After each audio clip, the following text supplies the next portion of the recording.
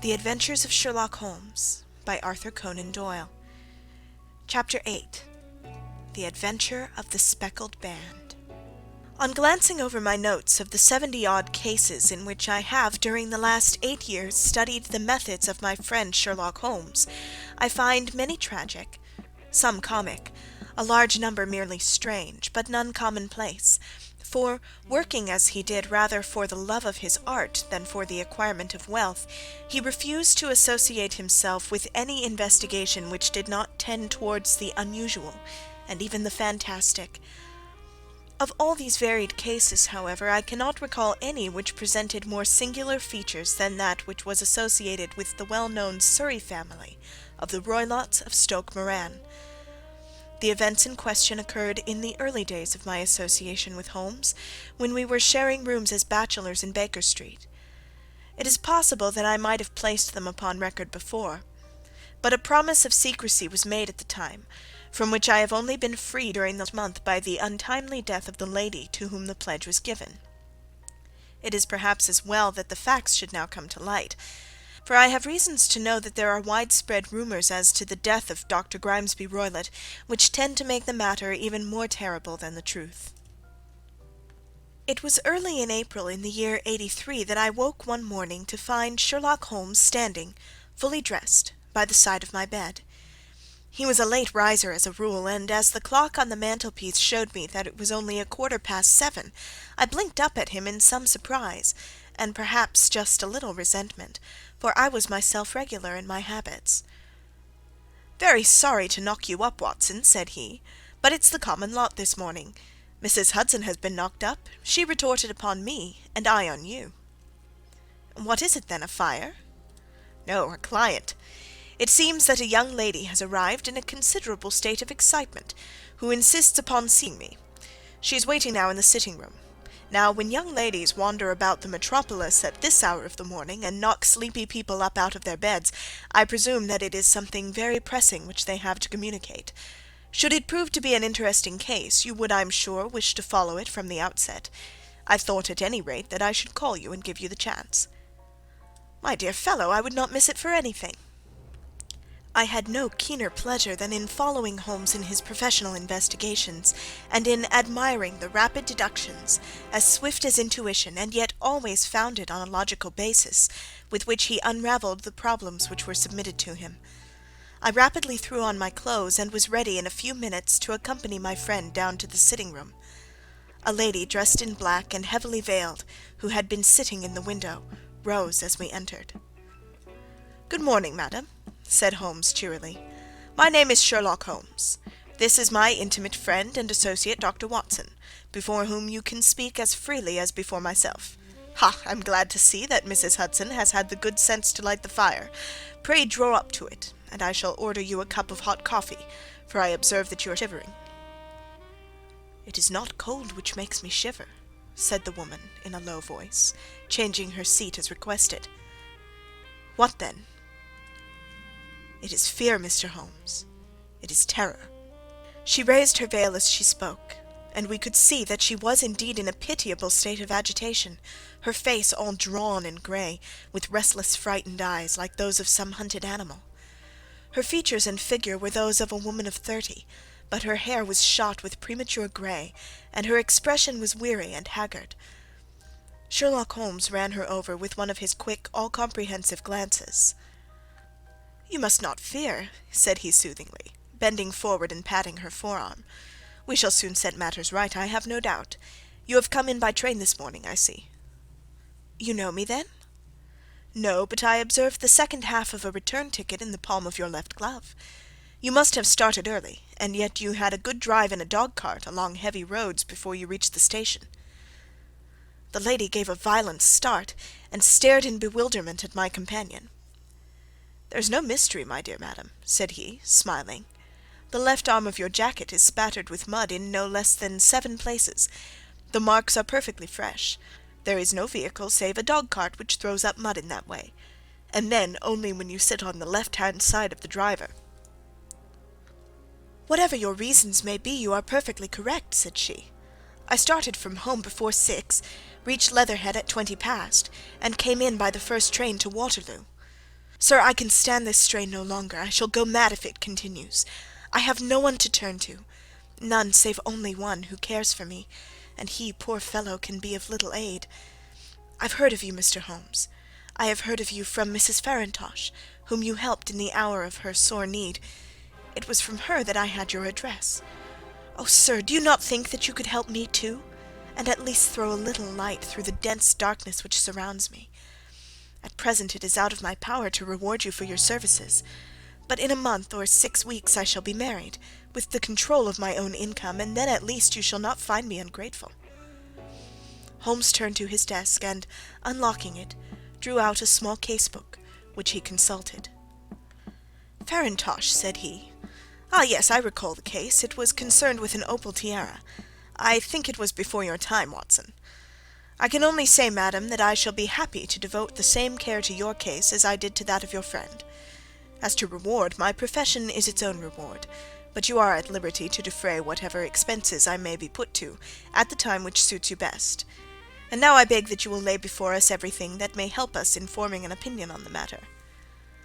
"Alas," replied our visitor, "the very horror of my situation lies in the fact that my fears are so vague, and my suspicions depend so entirely upon small points, which might seem trivial to another, that even he to whom of all others I have a right to look for help and advice looks upon all that I tell him about it as the fancies of a nervous woman. He does not say so, but I can read it from his soothing answers and averted eyes. But I have heard, Mr. Holmes, that you can see deeply into the manifold wickedness of the human heart. You may advise me how to walk amid the dangers which encompass me." "I am all attention, madam." "My name is Helen Stoner, and I am living with my stepfather, who is the last survivor of one of the oldest Saxon families in England, the Roylotts of Stoke Moran, on the western border of Surrey." Holmes nodded his head. "The name is familiar to me," said he. "The family was at one time the richest in England, and the estates extended over the borders into Berkshire in the north and Hampshire in the west.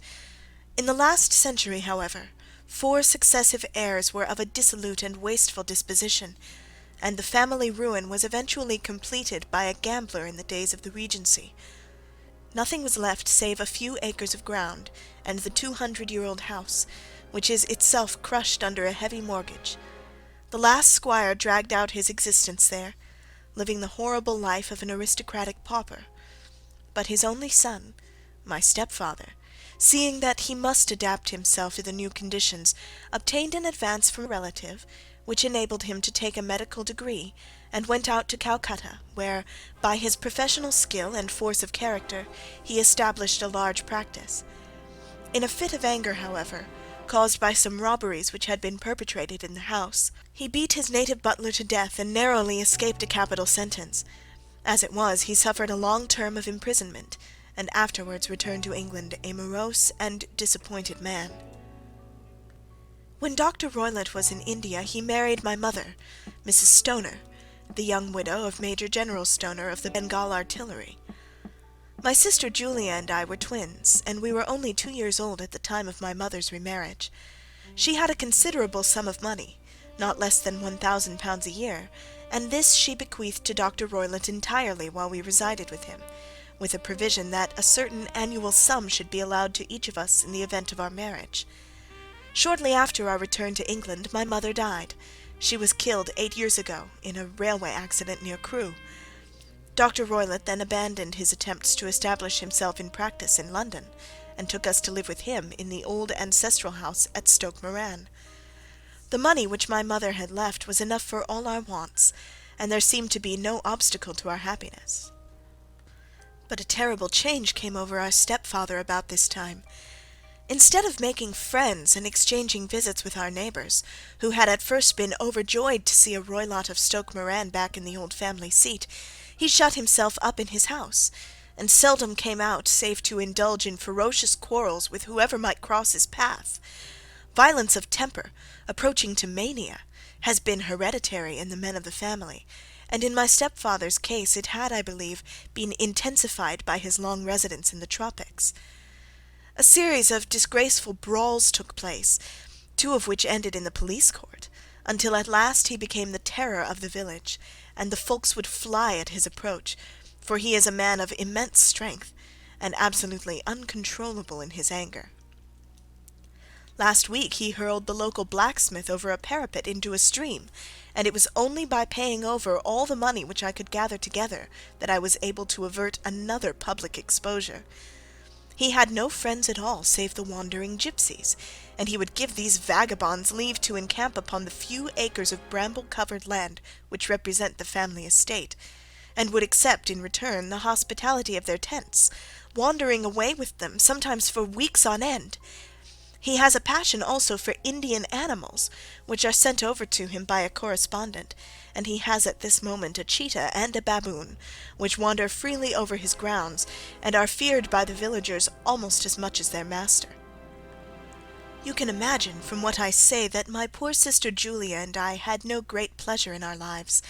No servant would stay with us, and for a long time we did all the work of the house. She was but 30 at the time of her death, and yet her hair had already begun to whiten, even as mine has. Your sister is dead, then? She died just 2 years ago, and it is of her death that I wish to speak to you. You can understand that, living the life which I have described, we were little likely to see any one of our own age and position. We had, however, an aunt, my mother's maiden sister, Miss Honoria Westphale, who lives near Harrow, and we were occasionally allowed to pay short visits at this lady's house. Julia went there at Christmas 2 years ago, and met there a half-pay major of Marines, to whom she became engaged. My stepfather learned of the engagement when my sister returned, and offered no objection to the marriage, but within a fortnight of the day which had been fixed for the wedding, the terrible event occurred which has deprived me of my only companion. Sherlock Holmes had been leaning back in his chair with his eyes closed, and his head sunk in a cushion, but he half opened his lids now, and glanced across at his visitor. "Pray be precise as to details," said he. "It is easy for me to be so, for every event of that dreadful time is seared into my memory. The manor house is, as I have already said, very old, and only one wing is now inhabited. The bedrooms in this wing are on the ground floor, the sitting-rooms being in the central block of the buildings. Of these bedrooms, the first is Dr. Roylott's, the second my sister's, and the third my own. There is no communication between them, but they all open out into the same corridor.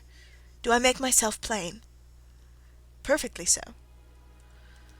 "The windows of the 3 rooms open out upon the lawn. That fatal night Dr. Roylott had gone to his room early, though we knew that he had not retired to rest, for my sister was troubled by the smell of the strong Indian cigars which it was his custom to smoke.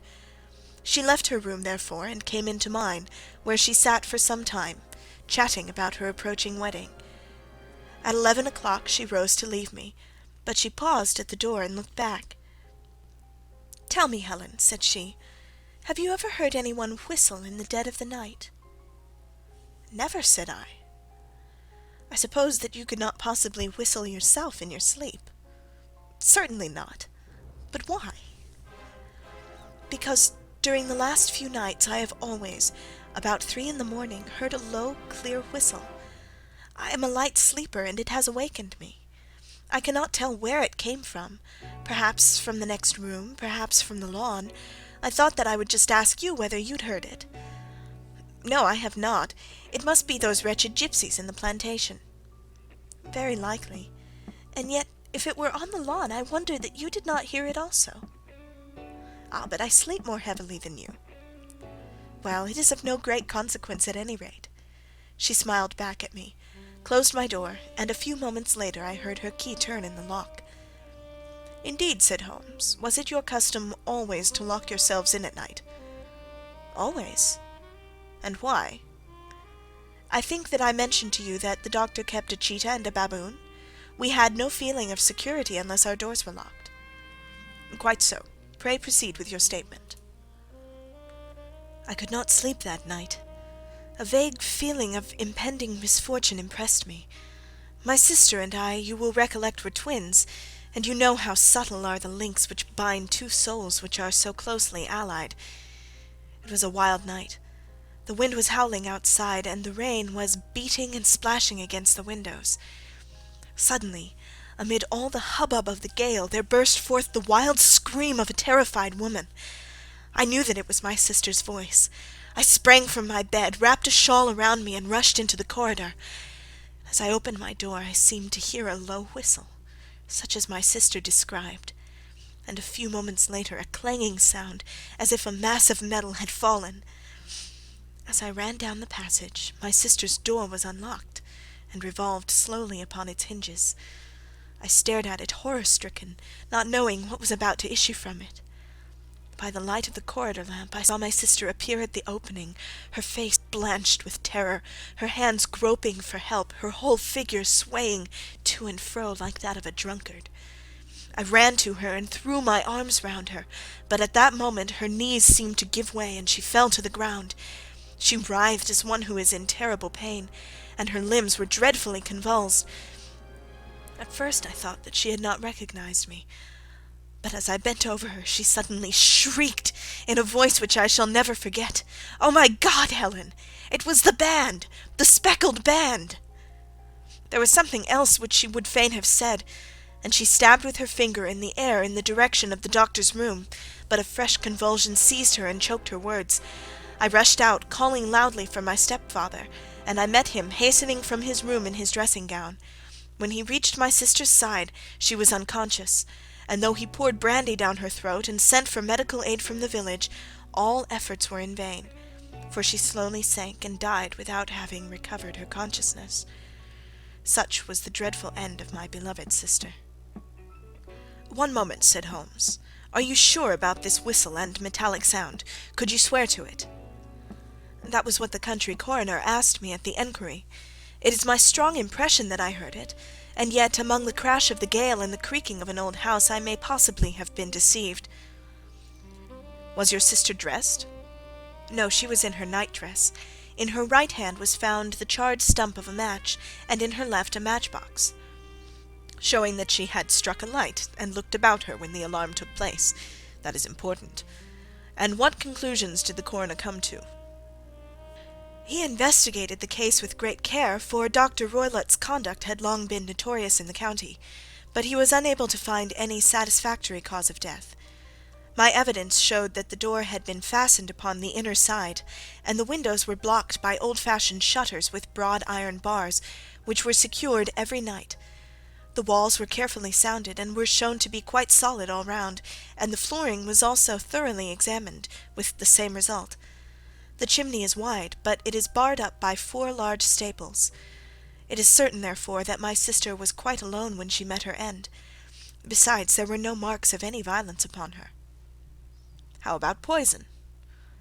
"The doctors examined her for it, but without success." "What do you think this unfortunate lady died of, then?" "It is my belief that she died of pure fear and nervous shock, though what it was that frightened her I cannot imagine." "Were there gipsies in the plantation at the time?" "Yes, there are nearly always some there." "Ah, and what did you gather from this allusion to a band, a speckled band?" "Sometimes I have thought that it was merely the wild talk of delirium, sometimes that it may have referred to some band of people, perhaps to those very gipsies in the plantation. I do not know whether the spotted handkerchief which so many of them wear over their heads might have suggested the strange adjective which she used." Holmes shook his head like a man who is far from being satisfied. "These are very deep waters," said he. "Pray go on with your narrative." 2 years have passed since then, and my life has been until lately lonelier than ever. A month ago, however, a dear friend, whom I have known for many years, has done me the honour to ask my hand in marriage. His name is Armitage, Percy Armitage, the second son of Mr. Armitage of Cranewater, near Reading. My stepfather has offered no opposition to the match, and we are to be married in the course of the spring. 2 days ago some repairs were started in the west wing of the building, and my bedroom wall has been pierced, so that I have had to move into the chamber in which my sister died, and to sleep in the very bed in which she slept. Imagine, then, my thrill of terror when last night, as I lay awake thinking over her terrible fate, I suddenly heard in the silence of the night the low whistle which had been the herald of her own death. I sprang up and lit the lamp, but nothing's to be seen in the room. I was too shaken to go to bed again, however, so I dressed, and as soon as it was daylight I slipped down, got a dog-cart at the Crown Inn, which is opposite, and drove to Leatherhead, from whence I have come on this morning with the one object of seeing you and asking your advice." "You've done wisely," said my friend. "But have you told me all?" "Yes, all." "Miss Roylott, you have not. You are screening your stepfather." "Why, what do you mean?" For answer Holmes pushed back the frill of black lace which fringed the hand that lay upon our visitor's knee. 5 little livid spots, the marks of 4 fingers and a thumb, were printed upon the white wrist. "You have been cruelly used," said Holmes. The lady coloured deeply and covered over her injured wrist.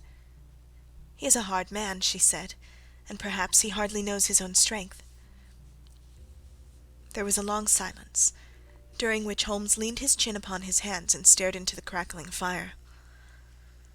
"This is a very deep business," he said at last. "There are 1,000 details which I should desire to know before I decide upon our course of action. Yet we have not a moment to lose. If we were to come to Stoke Moran to-day, would it be possible for us to see over these rooms without the knowledge of your stepfather? As it happens, he spoke of coming into town to-day upon some most important business. It is probable that he will be away all day, and that there would be nothing to disturb you. We have a housekeeper now, but she's old and foolish, and I could easily get her out of the way." "Excellent. You are not averse to this trip, Watson?" "By no means." "Then we shall both come. What are you going to do yourself?"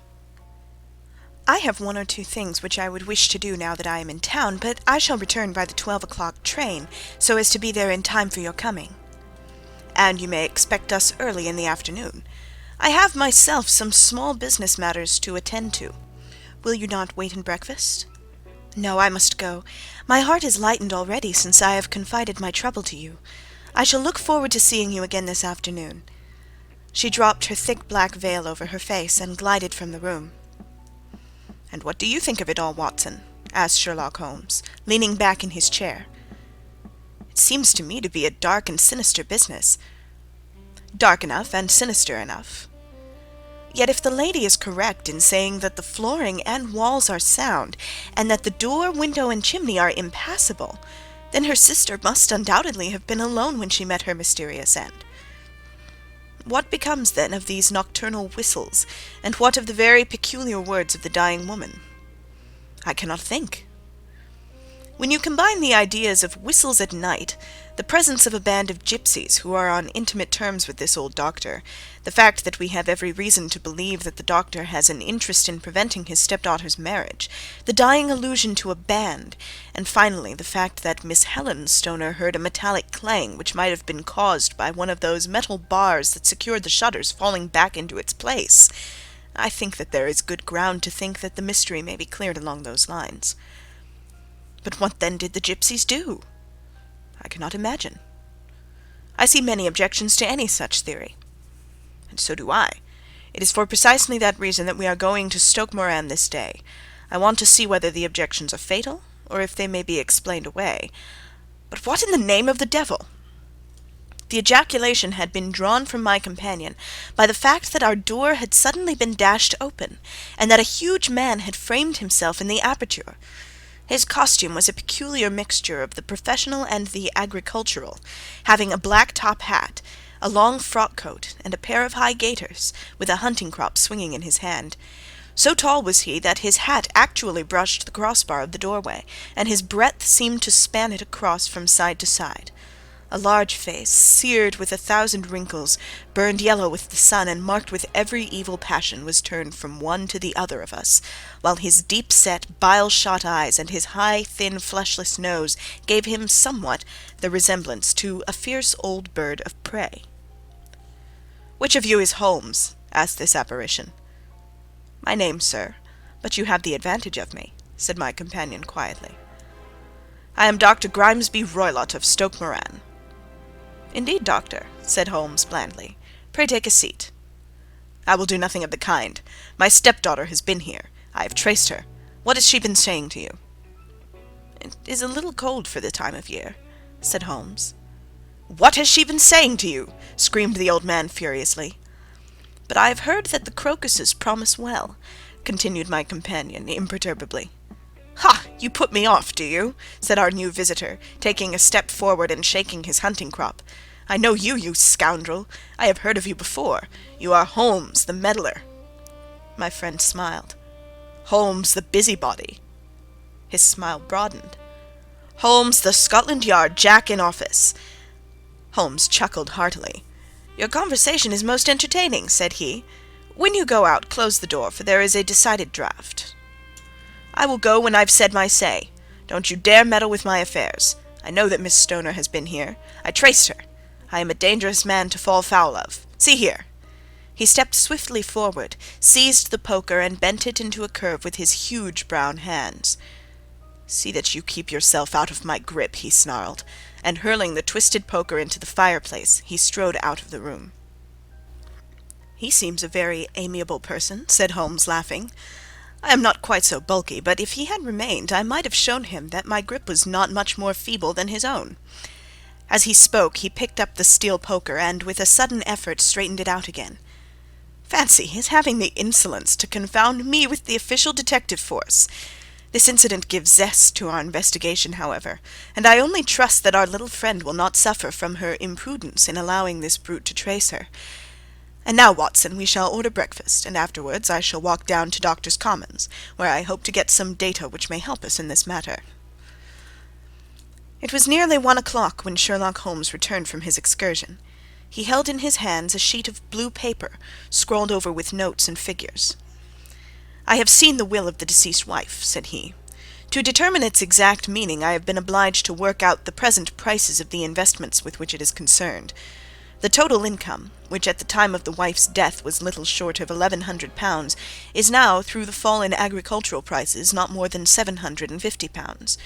Each daughter can claim an income of £250 in case of marriage.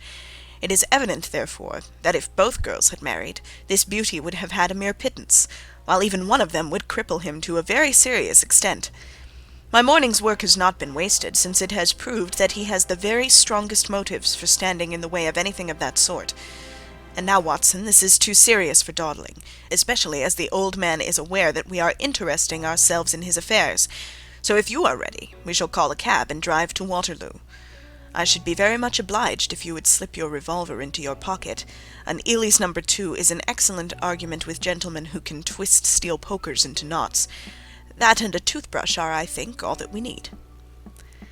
At Waterloo we were fortunate in catching a train for Leatherhead, where we hired a trap at the station inn and drove for 4 or 5 miles through the lovely Surrey lanes. It was a perfect day, with a bright sun and a few fleecy clouds in the heavens. The trees and wayside hedges were just throwing out their first green shoots, and the air was full of the pleasant smell of the moist earth. To me, at least, there was a strange contrast between the sweet promise of the spring and this sinister quest upon which we were engaged. My companion sat in front of the trap, his arms folded, his hat pulled down over his eyes, and his chin sunk upon his breast, buried in the deepest thought. Suddenly, however, he started, tapped me on the shoulder, and pointed over the meadows. "Look there," said he. A heavily timbered park stretched up in a gentle slope, thickening into a grove at the highest point. From amid the branches there jutted out the grey gables and high-roofed tree of a very old mansion. "Stoke Moran?" said he. "Yes, sir, that be the house of Dr. Grimesby Roylott," remarked the driver. "There is some building going on there," said Holmes. "That is where we are going." "There's the village," said the driver, pointing to a cluster of roofs some distance to the left. "But if you want to get to the house, you'll find it shorter to get over this stile, and so by the footpath over the fields. There it is, where the lady is walking." "And the lady, I fancy, is Miss Stoner," observed Holmes, shading his eyes. "Yes, I think we had better do as you suggest." We got off, paid our fare, and the trap rattled back on its way to Leatherhead. "I thought it as well," said Holmes, as we climbed the stile, "that this fellow should think we had come here as architects or on some definite business. It may stop his gossip. Good afternoon, Miss Stoner. You see that we have been as good as our word." Our client of the morning had hurried forward to meet us with a face which spoke her joy. "I have been waiting so eagerly for you," she cried, shaking hands with us warmly. "All has turned out splendidly. Dr. Roylott has gone to town, and it is unlikely that he will be back before evening." "We have had the pleasure of making the doctor's acquaintance," said Holmes, and in a few words he sketched out what had occurred. Miss Stoner turned white to the lips as she listened. "Good heavens!" she cried. "He has followed me, then?" "So it appears. He is so cunning that I never know when I am safe from him. What will he say when he returns?" "He must guard himself, for he may find that there is someone more cunning than himself upon his track. You must lock yourself up from him tonight. If he is violent, we shall take you away to your aunt's at Harrow. Now we must make the best use of our time, so kindly take us at once to the rooms which we are to examine." The building was of grey, lichen-blotched stone, with a high central portion and two curving wings, like the claws of a crab, thrown out on each side. In one of those wings the windows were broken and blocked with wooden boards, while the roof was partly caved in, a picture of ruin. The central portion was in little better repair, but the right-hand block was comparatively modern, and the blinds in the windows, with the blue smoke curling up from the chimneys, showed that this was where the family resided. Some scaffolding had been erected against the end wall, and the stonework had been broken into, but there were no signs of any workmen at the moment of our visit. Holmes walked slowly up and down the ill-trimmed lawn, and examined with deep attention the outsides of the windows. "This, I take it, belongs to the room in which you used to sleep, the centre one to your sister's, and the one next to the main building to Dr. Roylott's chamber." "Exactly so, but I am now sleeping in the middle room." "Pending the alterations, as I understand. By the way, there does not seem to be any very pressing need for repairs at that end of the wall." "There were none. I believe that it was an excuse to move me from my room." "Ah, that is suggestive. Now, on the other side of this narrow wing runs the corridor from which these three rooms open. There are windows in it, of course." "Yes, but very small ones, too narrow for anyone to pass through." "As you both locked your doors at night, your rooms were unapproachable from that side. Now would you have the kindness to go into your room and bar your shutters?" Miss Stoner did so, and Holmes, after a careful examination through the open window, endeavoured in every way to force the shutter open, but without success. There was no slit through which a knife could be passed to raise the bar. Then with his lens he tested the hinges, but they were of solid iron built firmly into the massive masonry. "Hum," said he, scratching his chin in some perplexity. "My theory certainly presents some difficulties. No one could pass these shutters if they were bolted. Well, we shall see if the inside throws any light upon the matter." A small side door led into the whitewashed corridor from which the three bedrooms opened. Holmes refused to examine the third chamber, so we passed at once to the second, that in which Miss Stoner was now sleeping, and in which her sister had met with her fate. It was a homely little room, with a low ceiling and a gaping fireplace, after the fashion of old country houses. A brown chest of drawers stood in one corner, a narrow white counterpaned bed in another, and a dressing-table on the left-hand side of the window. These articles, with two small wicker-work chairs, made up all the furniture in the room save for a square of Wilton carpet in the centre. The boards round and the panelling of the walls were of brown worm-eaten oak, so old and discoloured that it may have dated from the original building of the house. Holmes drew one of the chairs into a corner and sat silent, while his eyes travelled round and up and down, taking in every detail of the apartment. "Where does that bell communicate with?" he asked at last, pointing to a thick bell-rope which hung down beside the bed, the tassel actually lying upon the pillow. "It goes to the housekeeper's room." "It looks newer than the other things." "Yes, it was only put there a couple of years ago." "Your sister asked for it, I suppose?" "No, I never heard of her using it. We used always to get what we wanted for ourselves." "Indeed, it seemed unnecessary to put so nice a bell-pull there. You will excuse me for a few minutes while I satisfy myself as to this floor." He threw himself down upon his face, with his lens in his hand, and crawled swiftly backward and forward, examining minutely the cracks between the boards. Then he did the same with the woodwork with which the chamber was panelled. Finally he walked over to the bed and spent some time in staring at it and in running his eye up and down the wall. Finally he took the bell-rope in his hand and gave it a brisk tug. "Why, it's a dummy," said he. "Won't it ring?" "No, it is not even attached to a wire. This is very interesting. You can see now that it is fastened to a hook just above where the little opening for the ventilator is." "How very absurd! I never noticed that before." "Very strange," muttered Holmes, pulling at the rope. "There are one or two singular points about this room. For example, what a fool a builder must be to open a ventilator into another room, when, with the same trouble, he might have communicated with the outside air." "That is also quite modern," said the lady. "Done about the same time as the bell rope," remarked Holmes. "Yes, there were several little changes carried out about that time." "They seem to have been of a most interesting character, dummy bell ropes and ventilators which do not ventilate. With your permission, Miss Stoner, we shall now carry our researches into the inner apartment." Dr. Grimesby Roylott's chamber was larger than that of his stepdaughter, but was as plainly furnished. A camp bed, a small wooden shelf full of books, mostly of a technical character, an armchair beside the bed, a plain wooden chair against the wall, a round table, and a large iron safe were the principal things which met the eye. Holmes walked slowly round and examined each and all of them with the keenest interest. "What's in here?" he asked, tapping the safe. "My stepfather's business papers." "Oh, you have seen inside, then?" "Only once, some years ago. I remember that it was full of papers." "There isn't a cat in it, for example?" "No, what a strange idea!" "Well, look at this." He took up a small saucer of milk which stood on the top of it. "No, we don't keep a cat, but there is a cheetah and a baboon." "Ah, yes, of course.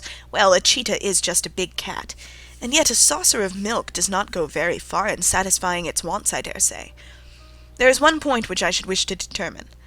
He squatted down in front of the wooden chair and examined the seat of it with the greatest attention. "Thank you, that is quite settled," said he, rising and putting his lens in his pocket. "Hullo, here is something interesting." The object which had caught his eye was a small dog lash hung on one corner of the bed. The lash, however, was curled upon itself and tied so as to make a loop of whipcord. "What do you make of that, Watson?" "It's a common enough lash, but I don't know why it should be tied." "That is not quite so common, is it? Ah me, it's a wicked world, and when a clever man turns his brains to crime, it is the worst of all. I think that I have seen enough now, Miss Stoner, and with your permission we shall walk out upon the lawn." I have never seen my friend's face so grim or his brow so dark as it was when we turned from the scene of this investigation. We had walked several times up and down the lawn, neither Miss Stoner nor myself liking to break in upon his thoughts before he roused himself from his reverie. "It is very essential, Miss Stoner," said he, "that you should absolutely follow my advice in every respect." "I shall most certainly do so." "The matter is too serious for any hesitation. Your life may depend upon your compliance." "I assure you that I am in your hands." "In the first place, both my friend and I must spend the night in your room." Both Miss Stoner and I gazed at him in astonishment. "Yes, it must be so. Let me explain. I believe that that is the village inn over there." "Yes, that is the Crown." "Very good. Your windows would be visible from there?" "Certainly." "You must confine yourself to your room on pretence of a headache when your stepfather comes back. Then, when you hear him retire for the night, you must open the shutters of your window, undo the hasp, put your lamp there as a signal to us, and then withdraw quietly, with everything which you are likely to want, into the room which you used to occupy. I have no doubt that, in spite of the repairs, you could manage there for one night." "Oh, yes, easily." "The rest you will leave in our hands." "But what will you do?" "We shall spend the night in your room, and we shall investigate the cause of this noise which has disturbed you." "I believe, Mr. Holmes, that you have already made up your mind," said Miss Stoner, laying her hand upon my companion's sleeve. "Perhaps I have." "Then for pity's sake tell me what was the cause of my sister's death." "I should prefer to have clearer proofs before I speak." "You can at least tell me whether my own thought is correct, and if she died from some sudden fright." "No, I do not think so.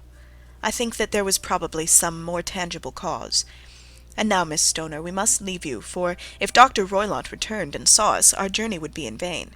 Good-bye, and be brave, For if you will do what I have told you, you may rest assured that we shall soon drive away the dangers that threaten you."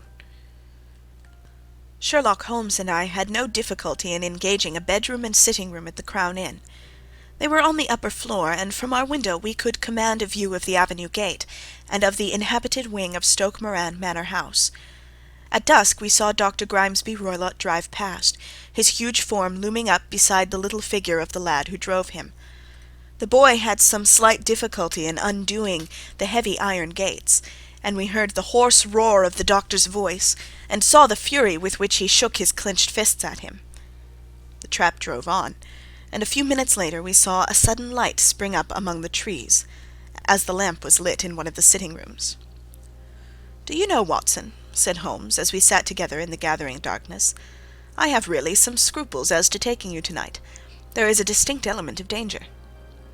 "Can I be of assistance?" "Your presence might be invaluable." "Then I shall certainly come." "It is very kind of you." "You speak of danger. You have evidently seen more in these rooms than was visible to me." "No, but I fancy that I may have deduced a little more. I imagine that you saw all that I did." "I saw nothing remarkable save the bell-rope, and what purpose that could answer I confess is more than I can imagine." "You saw the ventilator too?" "Yes, but I do not think it is such a very unusual thing to have a small opening between two rooms. It was so small that a rat could hardly pass through." "I knew that we should find a ventilator before ever we came to Stoke Moran." "My dear Holmes!" "Oh, yes, I did. You remember in her statement she said that her sister could smell Dr. Roylott's cigar. Now, of course, that suggested at once that there must be a communication between the two rooms. It could only be a small one, or it would have been remarked upon at the coroner's enquiry. I deduced a ventilator." "But what harm can there be in that?" "Well, there is at least a curious coincidence of dates. A ventilator is made, a cord is hung, and a lady who sleeps in the bed dies. Does not that strike you?" "I cannot as yet see any connection." "Did you observe anything very peculiar about that bed?" "No." "It was clamped to the floor. Did you ever see a bed fastened like that before?" "I cannot say that I have." "The lady could not move her bed. It must always be in the same relative position to the ventilator and to the rope, or so we may call it, since it was clearly never meant for a bell-pull." "Holmes," I cried, "I seem to see dimly what you are hinting at. We are only just in time to prevent some subtle and horrible crime." "Subtle enough and horrible enough. When a doctor goes wrong he is the first of criminals. He has nerve and he has knowledge. Palmer and Pritchard were among the heads of their profession. This man strikes even deeper, but I think, Watson, that we shall be able to strike deeper still. But we shall have horrors enough before the night is over. For goodness' sake, let us have a quiet pipe, and turn our minds for a few hours to something more cheerful." About 9 o'clock the light among the trees was extinguished, and all was dark in the direction of the manor-house.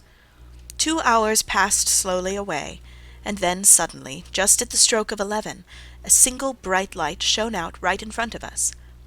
"That is our signal," said Holmes, springing to his feet. "It comes from the middle window." As we passed out, he exchanged a few words with the landlord, explaining that we were going on a late visit to an acquaintance, and that it was possible that we might spend the night there. A moment later we were out on the dark road, a chill wind blowing in our faces, and one yellow light twinkling in front of us through the gloom to guide us on our sombre errand. There was little difficulty in entering the grounds, for unrepaired breaches gaped in the old park wall. Making our way among the trees, we reached the lawn, crossed it, and were about to enter through the window, when out from a clump of laurel bushes there darted what seemed to be a hideous and distorted child, who threw itself upon the grass with writhing limbs, and then ran swiftly across the lawn into the darkness. "My God!" I whispered. "Did you see it?" Holmes was for the moment as startled as I. His hand closed like a vice upon my wrist in his agitation. Then he broke into a low laugh, and put his lips to my ear. "It is a nice household," he murmured. "That is the baboon." I had forgotten the strange pets which the doctor affected. There was a cheetah, too. Perhaps we might find it upon our shoulders at any moment. I confess that I felt easier in my mind when, after following Holmes's example and slipping off my shoes, I found myself inside the bedroom. My companion noiselessly closed the shutters, moved the lamp onto the table, and cast his eyes round the room. All was as we had seen it in the daytime. Then, creeping up to me and making a trumpet of his hand, he whispered into my ear again so gently that it was all that I could do to distinguish the words, "The least sound would be fatal to our plans." I nodded to show that I had heard. "We must sit without light. He would see it through the ventilator." I nodded again. "Do not go asleep. Your very life may depend upon it. Have your pistol ready in case we should need it. I will sit on the side of the bed, and you in that chair." I took out my revolver and laid it on the corner of the table. Holmes had brought up a long, thin cane, and this he placed upon the bed beside him. By it he laid the box of matches and the stump of a candle. Then he turned down the lamp, and we were left in darkness. How shall I ever forget that dreadful vigil? I could not hear a sound, not even the drawing of a breath, and yet I knew that my companion sat open-eyed within a few feet of me, in the same state of nervous tension in which I was myself. The shutters cut off the least ray of light, and we waited in absolute darkness. From outside came the occasional cry of a night-bird, and once at our very window a long-drawn cat-like whine, which told us that the cheetah was indeed at liberty. Far away we could hear the deep tones of the parish clock, which boomed out every quarter of an hour. How long they seemed, those quarters! 12 struck, and 1, and 2, and 3, and still we sat waiting silently for whatever might befall. Suddenly there was the momentary gleam of a light up in the direction of the ventilator, which vanished immediately, but was succeeded by a strong smell of burning oil and heated metal. Someone in the next room had lit a dark lantern. I heard a gentle sound of movement, and then all was silent once more, though the smell grew stronger. For half an hour I sat with straining ears. Then suddenly another sound became audible, a very gentle, soothing sound, like that of a small jet of steam escaping continually from a kettle. The instant that we heard it, Holmes sprang from the bed, struck a match, and lashed furiously with his cane at the bell-pull. "Do you see it, Watson?" he yelled. "Do you see it?" But I saw nothing. At the moment when Holmes struck the light I heard a low, clear whistle, but the sudden glare flashing into my weary eyes made it impossible for me to tell what it was at which my friend lashed so savagely. I could, however, see that his face was deadly pale and filled with horror and loathing. He had ceased to strike, and was gazing up at the ventilator, when suddenly there broke from the silence of the night the most horrible cry to which I have ever listened. It swelled up louder and louder, a hoarse yell of pain and fear and anger all mingled in one dreadful shriek. They say that away down in the village, and even in the distant parsonage, that cry raised the sleepers from their beds.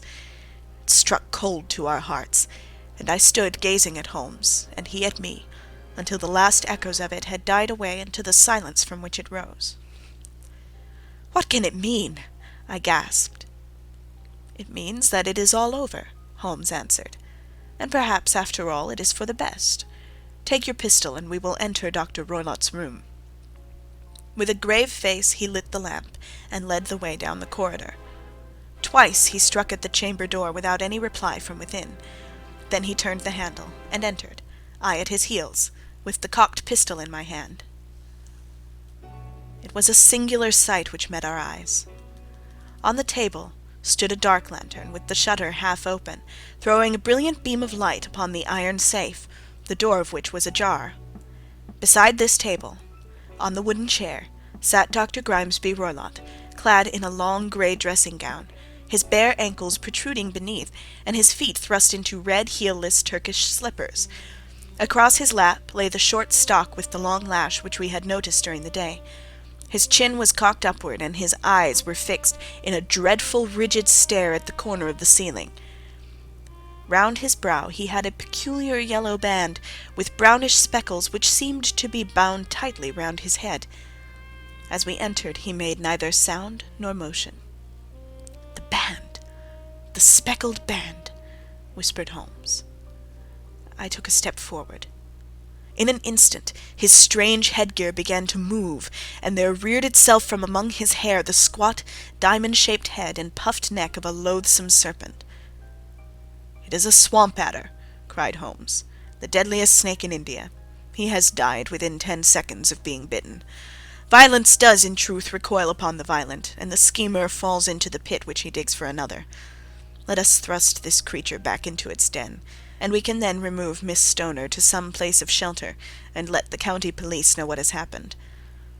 As he spoke, he drew the dog-whip swiftly from the dead man's lap, and throwing the noose round the reptile's neck, he drew it from its horrid perch, and, carrying it at arm's length, threw it into the iron safe, which he closed upon it. Such are the true facts of the death of Dr. Grimesby Roylott of Stoke Moran. It is not necessary that I should prolong a narrative which has already run too great a length by telling how we broke the sad news to the terrified girl, how we conveyed her by the morning train to the care of her good aunt at Harrow, of how the slow process of official enquiry came to the conclusion that the doctor met his fate while indiscreetly playing with a dangerous pet. The little which I had yet to learn of the case was told me by Sherlock Holmes as we travelled back the next day. "I had," said he, "come to an entirely erroneous conclusion, which shows, my dear Watson, how dangerous it always is to reason from insufficient data. The presence of the gipsies, and the use of the word band, which was used by the poor girl, no doubt, to explain the appearance which she had caught a hurried glimpse of by the light of her match, were sufficient to put me upon an entirely wrong scent. I can only claim the merit that I instantly reconsidered my position, when, however, it became clear to me that whatever danger threatened an occupant of the room could not come either from the window or the door. My attention was speedily drawn, as I have already remarked to you, to this ventilator, and to the bell-rope which hung down to the bed. The discovery that this was a dummy, and that the bed was clamped to the floor, instantly gave rise to the suspicion that the rope was there as a bridge for something passing through the hole and coming to the bed. The idea of a snake instantly occurred to me, and when I coupled it with my knowledge that the doctor was furnished with a supply of creatures from India, I felt that I was probably on the right track. The idea of using a form of poison which could not possibly be discovered by any chemical test was just such a one as would occur to a clever and ruthless man who had had an Eastern training. The rapidity with which such a poison would take effect would also, from his point of view, be an advantage. It would be a sharp-eyed coroner indeed who could distinguish the 2 little dark punctures which would show where the poison fangs had done their work. Then I thought of the whistle. Of course he must recall the snake before the morning light revealed it to the victim. He had trained it, probably by use of the milk which we saw, to return to him when summoned. He would put it through this ventilator at the hour that he thought best, with the certainty that it would crawl down the rope and land on the bed. It might or might not bite the occupant. Perhaps she might escape every night for a week, but sooner or later she must fall a victim. I had come to these conclusions before I had ever entered his room. An inspection of his chair showed me that he had been in the habit of standing on it, which of course would be necessary in order that he should reach the ventilator. The sight of the safe, the saucer of milk, and the loop of whipcord were enough to finally dispel any doubts which may have remained.